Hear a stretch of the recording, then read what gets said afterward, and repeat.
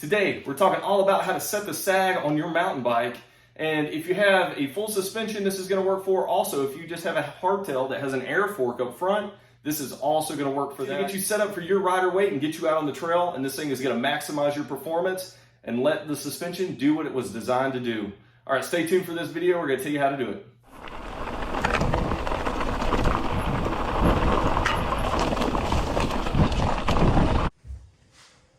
So sag is pretty much how much your bike sags, hence the term there, into the travel when you sit on the bike, just under your normal weight. As you can tell, the bike did drop when I sat on it. So that's what we're going to be measuring, that's what we're going to be setting up today.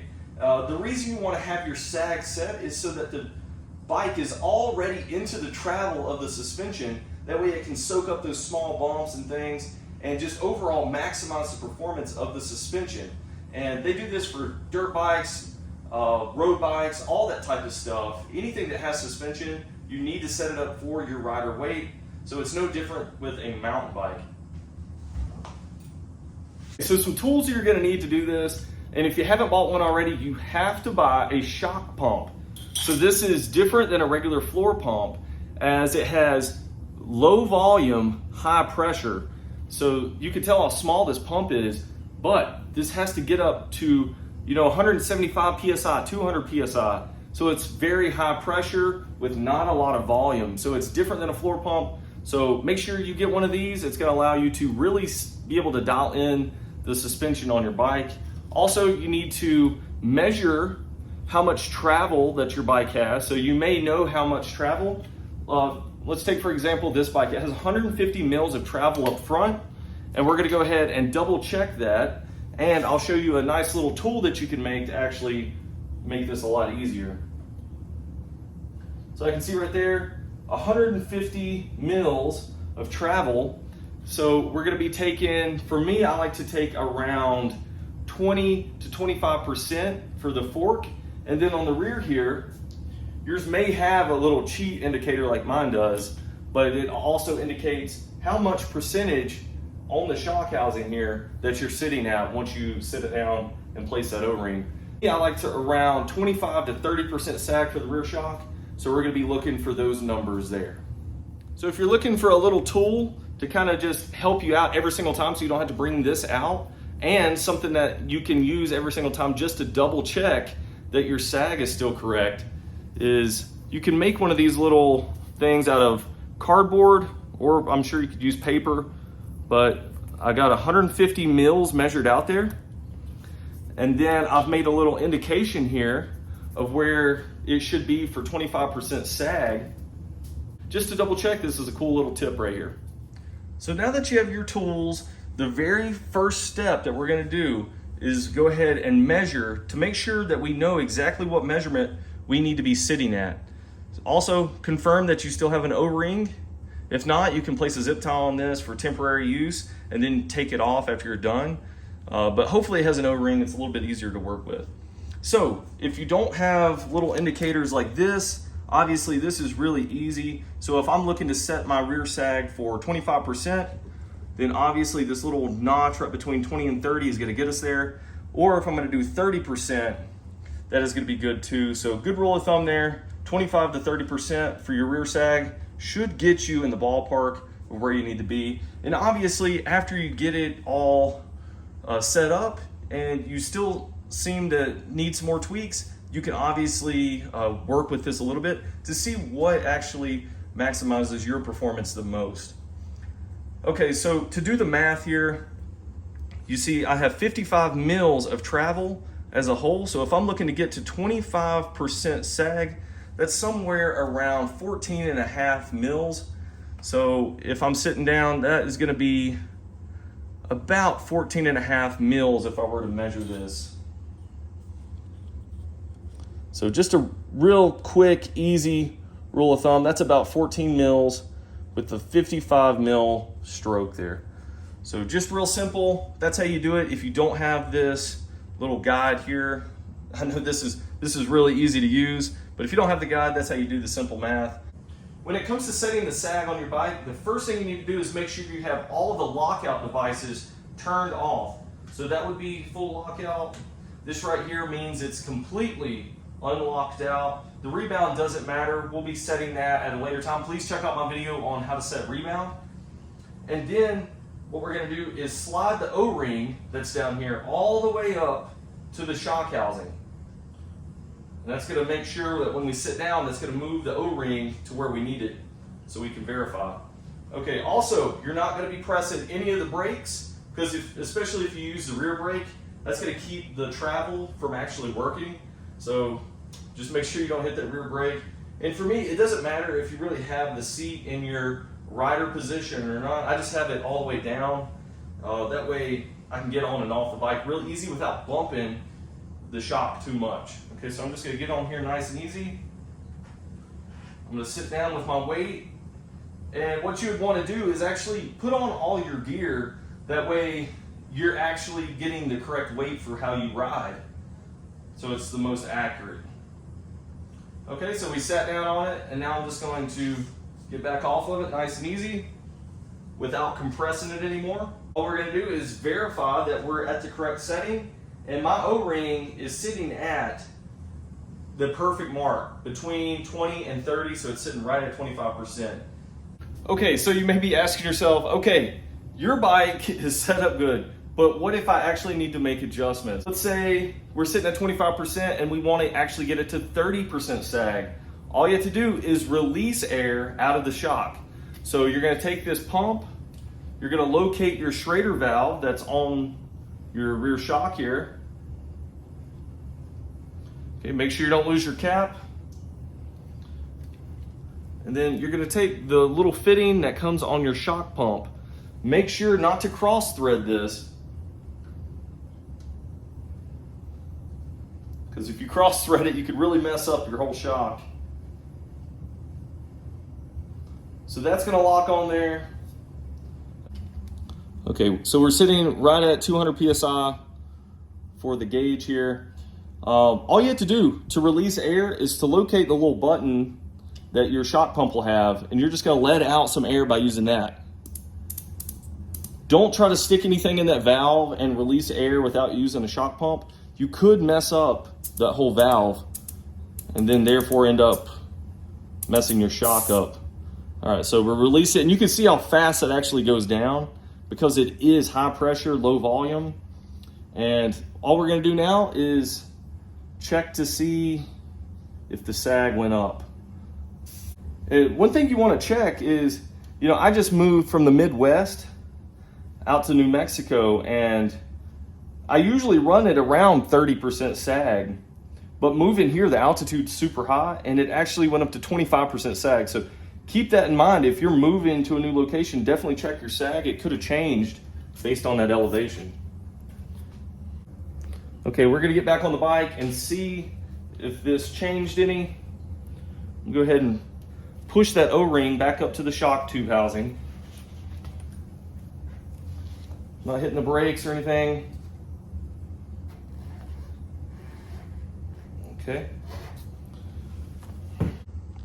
And you can see just by letting just a little bit of PSI out, this actually moved down to right at 30 PSI, give or take just a little bit, because this O-ring does take up a couple mils. So you're looking at probably around, 27, 28% sag right here. And that's also going to be perfect. That's still within spec of that 25 to 30% sag we're looking for in the rear. So that is it for setting the rear sag. And like I said, if you get out there on the trails and you notice that your bike isn't performing like it should, the small bumps are just beating you up, or maybe you hit a big bump and the compression is just not enough, you can definitely add air or take away air. Make those fine adjustments after you get back. So this might not get you perfect, but it's gonna get you pretty close. This is just a good rule of thumb to get you where you need to be. All right, guys, we're gonna move from the rear shock to actually working with the front fork here, because it is a little bit different. For the most part, it's kind of the same, but we're gonna show you those steps too. Okay, when it comes to setting your front fork sag, the first thing you're gonna wanna do is make sure that you have an O-ring or a zip tie. We're gonna be using this to see how much sag that we actually have in the fork. Just like in the introduction, you're gonna want to find some type of measuring device that you can see how many mils of travel that your bike has from the top here of the stanchion to where the fork housing is down here. And you can see 150 mils. So we're gonna be wanting anywhere from 20 to 25% for the front fork. That's just a general number that should get you in the right ballpark for just about any type of fork. Like I said, I took the numbers and actually translated them over to this. So I took the 150 mils, placed it up against here, so we have 150 total, and you can see this actually fits right there in the travel. And then what we're gonna wanna do is actually flip it this way. And this right here should be around where we want. So to do the math here, we took 150 mils, we multiplied that by the 0.25 for the 25% sag. That gave me a number of 37 mils of travel that we're gonna be taking out of that 150 mils of travel. Okay, so we're gonna be using this as a gauge and a reference. So I just strongly suggest doing this right out of the box. That way you can have this and keep it, and then you can use it as a reference every single time you're setting your sag. Okay, we're gonna get on the bike and we're gonna go through pretty much the same motions. We're gonna be doing a little bit different for the front fork, but the overall results are gonna be pretty much the same. So the first step of setting the front fork sag is you're gonna wanna make sure your compression or your lockout is turned completely off. That way it's not impeding the travel of the suspension here. So all we don't have a true lockout, we just have a compression dial. So we're gonna make sure this is turned all the way off. And then you're gonna locate your zip tie or your O-ring, slide that all the way down to where the fork housing is. That way it's gonna slide up and give us our sag number. Okay, I like to find some type of wall or something like that to lean up against. That way we can get into a more aggressive riding position. And if you have a friend or somebody that can help you out, maybe hold the bike a little bit, then that's gonna give you the best results. But we're gonna go ahead and get on the bike. Once again, not touching the front brake or the rear brake. And I'm just gonna get up on the bike a little bit, because if we're going across the trail and stuff, this is gonna be kind of our riding position. And then what we're gonna do is just kind of slowly get back off of it. Okay. Okay, so we got the gauge. So you can see that it's a little bit off. So it looks like it's probably about 2 to 3 mils off to give us that 37%. All right, hopefully you guys can see that, but it's pretty close. So you may be asking yourself, okay, what's the next step if I actually need to adjust this? So it's like the rear shock. If you need to, for us, we need to get more sag. So we're gonna let air out of this, just like we did the rear shock. And I'm guessing that's because the elevation changed once again. But if you needed to add air to this, all you do is just keep adding air, small amounts at a time. I would say no more than 10 PSI at a time. And that's gonna get you pretty much in the ballpark to get you to where you need to be. And like I said, it's just those small adjustments that's gotta get you set up. Okay, so if we wanna add or take away air, you just find the Schrader valve, and you can see this cap right here, it makes it easy for us. It just says air on it. So with this, you don't wanna lose this either. So a lot of times these are just made out of real, I mean, it's okay plastic, I guess, or it'll be aluminum, so you really don't want to strip it out. So make sure you're being really cautious when you're taking these on and off. You're gonna take your shock pump, screw it back on the Schrader valve on the fork. Being very cautious not to cross thread this thing. You really don't want to mess up your expensive fork. Blows my mind how many people ruin forks. They'll go out and buy, a $5,000 bike with this nice Fox suspension on it, and then they ruin it with their shock pump. All right, so you screw it on until you can tell the air actually is flowing in and giving you a reading on the valve. All right, so it looks like we have just shy of 100 PSI on the fork here, and then we want to give us a little bit more sag, so we're just going to take out just a little bit. Once again, using the button up here.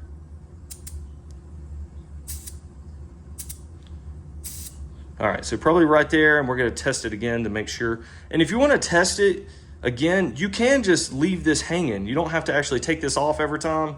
The more that you can save from cross-threading this thing and minimize that, the better. So just leave that thing kind of hooked up. And then go through the same motions to test the sag again, and then we'll be right back. Okay, so we just hopped back off the bike. We're gonna test it now to see if it's closer. You can see there, that is pretty much dead on where we're looking for. So all we had to do was take out probably 5 or 6 PSI of air, and it got us to where we needed to be.